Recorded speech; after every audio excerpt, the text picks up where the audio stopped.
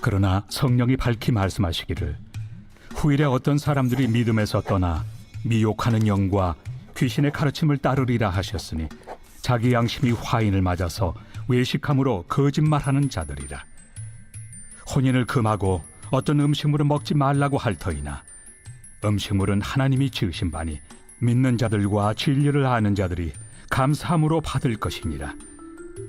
하나님께서 지으신 모든 것이 선함에 감사함으로 받으면 버릴 것이 없나니 하나님의 말씀과 기도로 거룩하여짐이라. 내가 이것으로 형제를 깨우치면 그리스도 예수의 좋은 일꾼이 되어 믿음의 말씀과 내가 따르는 좋은 교훈으로 양육을 받으리라. 망령되고 허탄한 신화를 버리고 경건에 이르도록 내 자신을 연단하라. 육체의 연단은 약간의 유익이 있으나 경건은 범사에 유익하니 금생과 내생의 약속이 있느니라. 미쁘다 이 말이여. 모든 사람들이 받을 만하도다. 이를 위하여 우리가 수고하고 힘쓰는 것은 우리 소망을 살아계신 하나님께 두미니 곧 모든 사람, 특히 믿는 자들의 구주시라. 너는 이것들을 명하고 가르치라. 누구든지 내 연소함을 업신여기지 못하게 하고 오직 말과 행실과 사랑과 믿음과 정절에 있어서 믿는 자에게 본이 되어 내가 이를 때까지 읽는 것과 권하는 것과 가르치는 것에 전념하라. 내 속에 있는 은사 곧 장로의 회에서 안수 받을 때 예언을 통하여 받은 것을 가볍게 여기지 말며 이 모든 일에 전심전력하여 너의 성숙함을 모든 사람에게 나타나게 하라. 내가 내 자신과 가르침을 살펴 이 일을 계속하라. 이것을 행함으로 내 자신과 내게 듣는 자를 구원하리라. 새벽 영성 기도 시간입니다. 오늘은 디모데전서 4장 말씀 함께 살펴보겠습니다. 오늘 본문에서 사도 바울은 거짓 교사들을 조심하라고 디모데에게 당부하고 있습니다. 그들에게 믿음의 길을 소개했지만 그들은 믿음의 길을 떠나 미혹하는 영과 귀신의 가르침을 따랐다라고 말하고 있습니다. 그들이 그리스도의 말씀과 복음을 제대로 알았다면 믿음의 길을 떠나갔겠습니까? 그들은 진리를 알지 못한 것이고 진리를 떠나고 나서 새로운 진리를 찾아다닌다라고 말하는 것입니다. 그들은 진리가 아닌 것들을 알아왔고 그것들을 진실인 양, 진리인 양 말하고 다닌다라는 것입니다. 그들이 교회에 찾아와서 이것저것 말했습니다. 하지만 그것들은 진리가 아니었습니다. 사도 바울은 자신이 말하고 싶은 대로 말한 것이 아니었습니다. 하나님의 말씀을 기준으로 삼고 서신을 쓴 것입니다. 하나님의 뜻이 무엇인지를 명확히 디모데에게 전달하고자 했습니다. 우리는 이 점을 주목해야 합니다. 하나님의 말씀을 기준으로 삼는다는 것 굉장히 중요한 것입니다. 그렇다고 문자적으로만 이해하라는 것 아닙니다. 하나님께서 뜻하시는 것이 무엇인지를 아는 것이 필요합니다. 하나님이 에덴 동산을 만드시고 아담과 하와를 동산에서 살게 하셨습니다. 그리고 동산에 있는 각종 나무의 열매를 먹되 선악을 알게 하는 나무의 열매를 먹지 말라라고 하셨습니다. 그것을 먹는 날에는 반드시 죽으리라고 하셨죠. 그런데 뱀이 찾아와서 하나님이 참으로 너희에게 동산 모든 나무의 열매를 먹지 말라라고 물으셨을 때 하와는 하나님의 말씀하신 바를 그대로 기억하지 못했습니다. 그녀는 이렇게 말했습니다. 동산 중앙에 있는 나무의 열매는 하나님의 말씀에 너희는 먹지도 말고 만지지도 말라. 너희가 죽을까 하노라. 하나님은 먹지 말라. 반드시 죽으리라 라고 하셨습니다. 하지만 그녀는 그것을 먹지도 말고 만지지도 말라. 너희가 죽을까 하노라로 바꿨습니다. 하나님의 말씀을 어설프게 알면 안 됩니다. 이것이 하나님의 말씀만 그런 것이겠습니까? 아닙니다. 세상의 모든 분야가 그런 겁니다. 그런데 이 세상의 것들은 잘 모르면 몸이 조금 피곤하고 정신적으로 조금 피곤하면 됩니다. 하지만 영적인 부분은 어떻겠습니까? 우리들이 영적인 부분을 잘못 알게 되면 생명을 잃을 수 있습니다.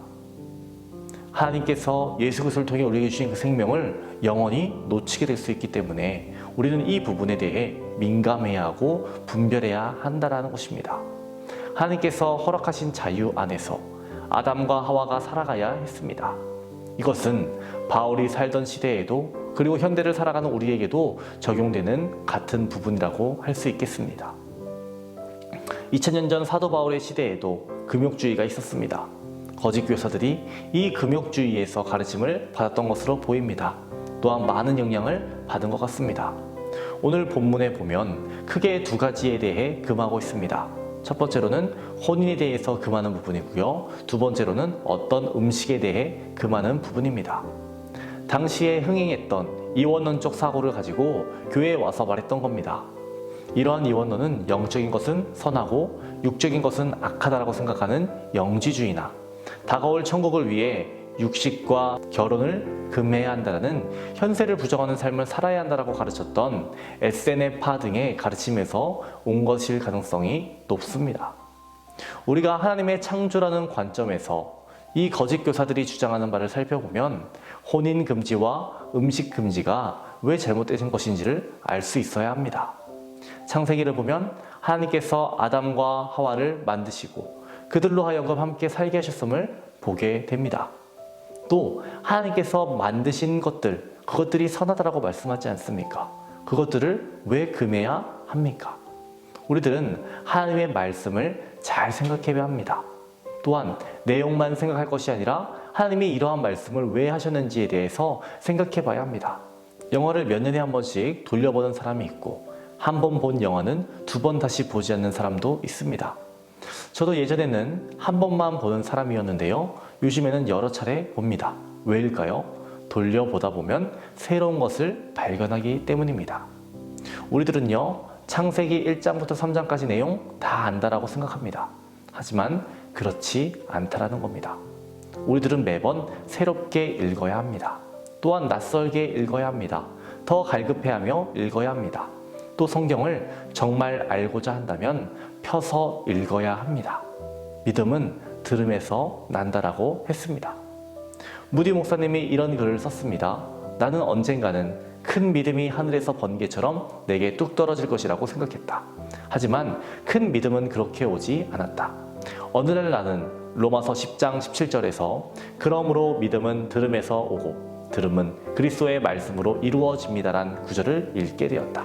나는 그동안 성경은 덮어둔 채 믿음만 더해달라고 기도해왔다.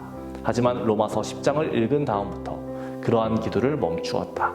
대신 성경을 펼쳐놓고 읽기 시작했다.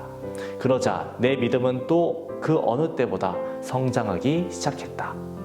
말씀을 제대로 알아야 교묘한 거짓 교사들의 소리에 넘어지지 않는 겁니다. 말씀이 우리를 어떻게 훈련시키도록 해야 하겠습니까? 2절을 보시면 자기 양심이 화인을 맞아서 외식함으로 거짓 말하는 자들이다 라고 표현하고 있습니다. 거짓 교사들에 대해 표현해주고 있는 부분이죠. 여기에서 자기 양심이 화인을 맞아서 라고 되어 있는 이 부분은요, 원어로 보면 두 가지 해석 중에 하나를 선택한 겁니다. 그중 하나가 화인을 맞아서입니다. 화인을 맞았다라는 말은요, 불로 달궈진 인두로 낙인을 찍었다라는 것을 말합니다. 당시 가축이나 노예의 주인이 인두로 낙인을 찍어 소유주임을 표시하듯 사단 역시 거짓 교사들에게 그렇게 했다라는 것입니다. 양심에 화인을 찍음으로써 그 기능까지 없애버렸다라는 겁니다.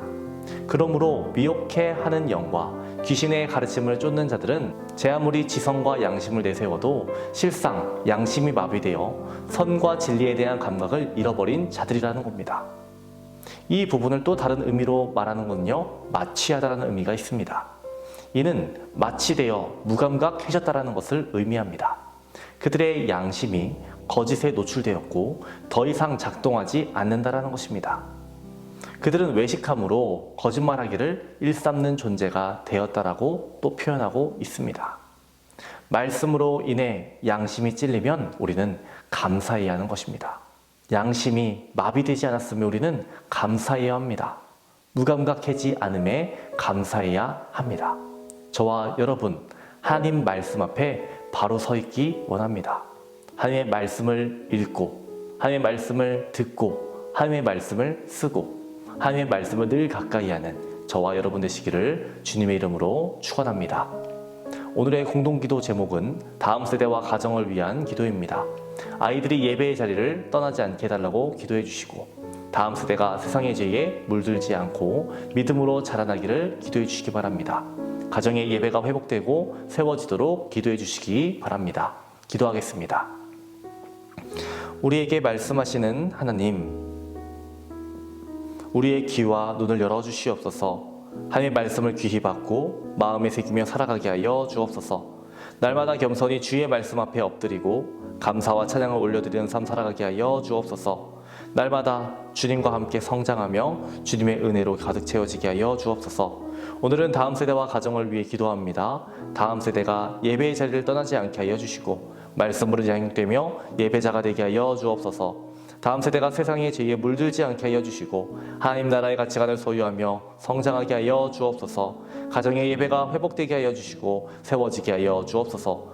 교회와 세우신 담임 목사님을 위해 기도합니다. 기도하시고 준비하시는 모든 사역 가운데 성령의 역사를 더하여 주옵소서. 말씀 선포하실 때마다 죽어가는 영혼들 살려주시고 바위처럼 굳고 얼음처럼 차가운 영혼들 깨어지며 뜨겁게 하여 주옵소서. 뇌출혈로 쓰러진 호원봉 장로님 두 다리에 힘을 주시옵소서. 사고로 입원한 성도 일으켜 주옵소서. 암과 싸우고 있는 박재동 권사님, 유은영 권사님, 김시아 권사님, 이영숙 권사님, 이명숙 권사님, 오유미 집사님, 이동춘 성도님, 박서연 청년 유교민 청년에게 치유의 강선을 비춰 주시옵소서. 우울증을 겪고 있는 성도들, 공황장애, 불면증을 겪고 있는 성도들 깨끗이 고쳐 주시옵소서. 연로하신 장로님, 권사님, 집사님들 늘 강건케 하여 주시옵시고 병상에 누워 계시지 않고 마지막 날까지 걸을 수 있는 건강 허락하여 주시옵소서. 새벽마다 주님께 드리는 우리의 기도 제목마다 하나님 응답하여 주시고 좋은 것으로 채워 주시옵소서. 우리와 늘 함께 하시는 예수님의 이름으로 기도합니다. 아멘.